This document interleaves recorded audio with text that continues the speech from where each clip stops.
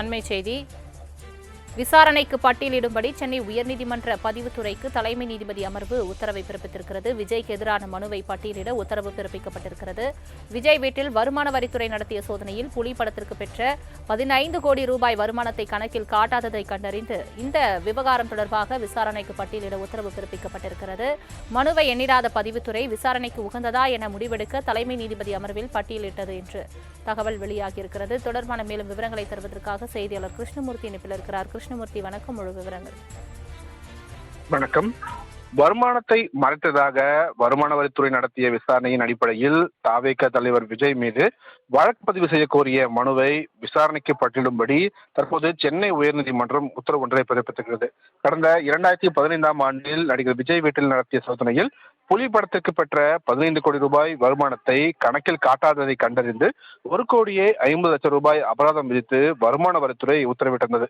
இந்த உத்தரவை எதிர்த்து நடிகர் விஜய் தரப்பில் தாக்கல் செய்யப்பட்ட வழக்கை சென்னை உயர்நீதிமன்றம் கடந்த பிப்ரவரி 5ஆம் தேதி தள்ளுபடி செய்து உத்தரவிட்டிருந்தது. இந்த நிலையில் வருமான வரித்துறை சோதனைகளின் போது பெறப்பட்டிருந்த ஆவணங்கள், விஜயின் வாக்குமூலம், மதிப்பீட்டு நடவடிக்கைகள், 1,50,00,000 கோடி ரூபாய் அபராதம் விதித்த உத்தரவு ஆகியவற்றை ஆய்வு செய்து வருமான வரித்துறை சட்டத்தின் கீழ் வழக்கு தொடரவும், வருமானத்தை மறைத்ததற்காக மோசடி மற்றும் குற்றச்சதி உள்ளிட்ட இந்திய தண்டனை சட்டப்பிரிவுகளின் கீழ் வழக்கு பதிவு செய்ய உத்தரவிட வேண்டும் என்று கொடுங்கையூரைச் சேர்ந்த ராஜ்குமார் என்பவர் வழக்கு தாக்கல் செய்திருந்தார். அந்த மனுவில் சட்டவிரோத பண பரிமாற்ற தடுப்பு சட்டத்தின் கீழ் விசாரணை நடத்துவதற்கு தேவையான முகாந்திரம் உள்ளதா என்பதை ஆராய்வதற்காக இந்த ஆவணங்களை அமலாக்கத்துறை இயக்குநரகத்துக்கு அனுப்ப உத்தரவிடவும் கோரிக்கையானது விடுக்கப்பட்டிருந்தது. இந்த மனுவுக்கு எண்ணிடாத பதிவுத்துறை விசாரணைக்கு உகந்ததா என முடிவெடுக்க தலைமை நீதிபதி அமர்வில் பட்டியலிடப்பட்டிருந்தது.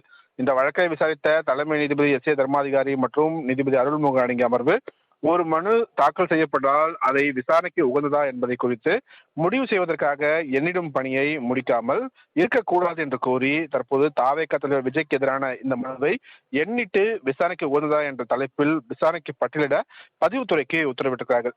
தலைமை நீதிபதி அமர்வு உத்தரவின்படி தவேக தலைவர் விஜய்க்கு எதிரான இந்த வழக்கின் எண்ணிடும் நடைமுறை இன்று முடிந்துள்ளது. எனவே இந்த வழக்கு விரைவில் விசாரணைக்காக வரவுள்ளது என்பதும் குறிப்பிடத்தக்கது. சலோமி, தங்களின் முழு விவரங்களுக்கு நன்றி கிருஷ்ணமூர்த்தி.